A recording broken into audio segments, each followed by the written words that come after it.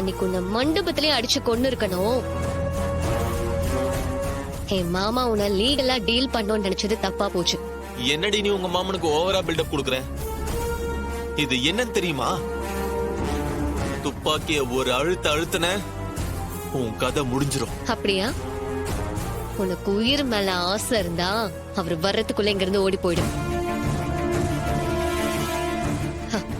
நீ இப்படி எங்களை துப்பாக்கி வச்சு மிரட்டுறத மட்டும் அவர் பார்த்தாரு, அடிச்சே கொன்னுடுவாரு.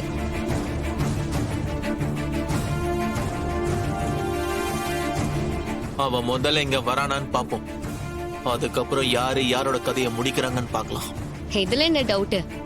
என் மாமா உன் கதையை முடிக்க போறாரு. என்னடி நீ ரொம்ப ஓவரா பேசுற? இப்போ உன் நெத்தில இந்த துப்பாக்கியை வச்சு உன்னை சுட்டு தள்ள போறேன். அவன் எப்படி வந்து உன்னை காப்பாத்த போறான்னு நானும் பாக்குறேன். மருது வேண்டாம், நீ ரொம்ப தப்பு பண்ற. மருது வேண்டாம், அவ சின்ன பொண்ணு, அவளை விட்டுரு, அவளை எதுவும் பண்ணாத. எப்பா மருது சொன்னா கேளுப்பா. உனக்கு தைரியம் இருந்தா என் நெத்தில வச்ச மாதிரி ஒரு 10 எண்ணு. அதுக்குள்ள என் மாமாவே வந்து நிப்பாரு. வேணாம் மருது, விட்டுரு ப்ளீஸ். மருது ஏதோ அவ பைத்தியம் மாதிரி வளரிட்டு இருக்கா, அவளை விட்டுரு ப்ளீஸ். எப்பா மருது உன்னை கையெடுத்து கும்புறப்பா, அவளை விட்டுருப்பா, அவ பாவம்பா ப்ளீஸ். நீ இவ்வளவு சொல்றன்னா அத நான் கொஞ்சமாவது மதிக்கணும்ல. அந்த கார்த்திக் பதறத நான் பார்த்தாகணும்ல.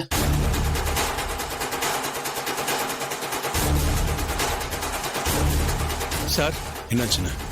உள்ள ஏதோ தப்பு நடக்குது சார். பிரசிடென்ட் அம்மாவோட ஆளுங்க இல்லாம புதுசா 2-3 பேர் வீட்டுக்குள்ள இருக்காங்க சார். அவங்க 2வது பொண்ணு உங்ககிட்ட கொடுக்க சொல்லி இந்த லெட்டரை என்கிட்ட ரகசியமா கொடுத்தாங்க சார். இந்தாங்க.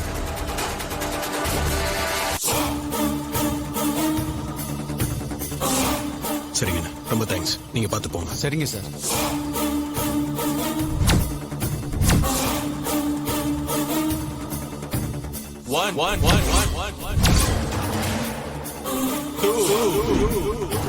மருது வேண்டாம் ப்ளீஸ், என் பொண்ணை விட்டுடு. 3 வேணாம் மருது, அவளை விட்டுரு. உனக்கு எவ்வளவு பணம் வேணாலும் கொடுக்கறோம், ப்ளீஸ் அவளை விட்டுரு. ப்ளீஸ் மருது, சொன்ன கேளு.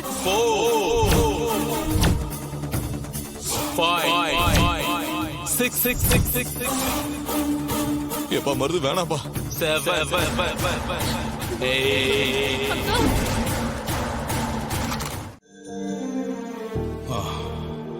சார், உங்களுக்கு ஒண்ணும் இல்ல. ஆபரேஷன் நல்லபடியா முடிஞ்சிருச்சு. உங்களை பார்க்க உங்க ஃபேமிலி வெளியில தான் வெயிட் பண்றாங்க. இருங்க, நான் போய் கூட்டிட்டு வரேன்.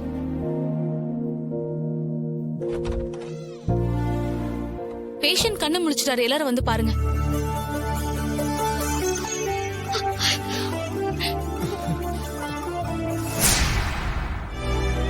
வாங்க போய் பாப்போம். உள்ள போலாம் வாங்க.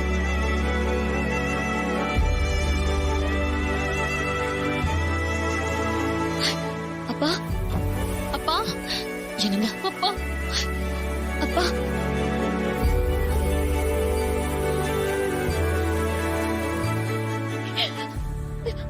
அப்பா.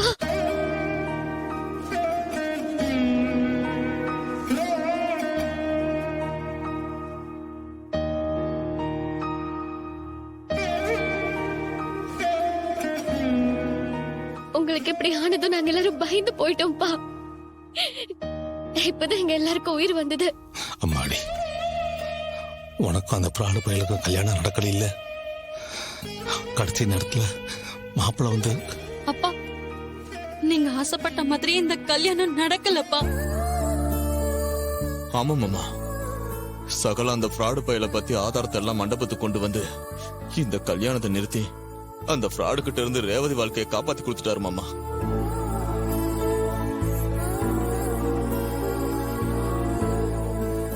மாப்பிள்ள, மாமா, போன ஜென்மத்துல நான் என்ன புண்ணியம் பண்ணணும் தெரியல. இந்த ஜென்மத்துல உங்க 2 பேருக்கு எனக்கு மாப்பிள்ளையா கடவுள் கொடுத்திருக்காரு. இதுவே எனக்கு போதும் மாப்பிள்ள.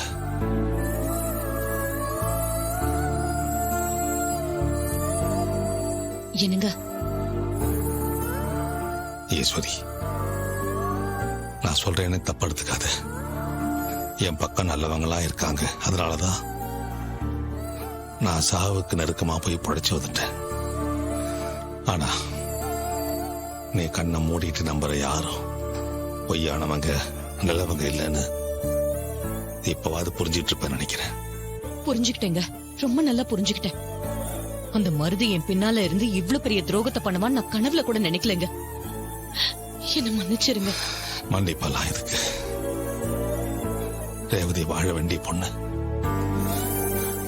அவளை நினைச்சுதான் நான் பயந்து போயிருந்தேன். அப்பா, மாமா எப்படியாவது இந்த கல்யாணத்தை நிறுத்திடுவாருன்னு எனக்கு நல்லா தெரியும்.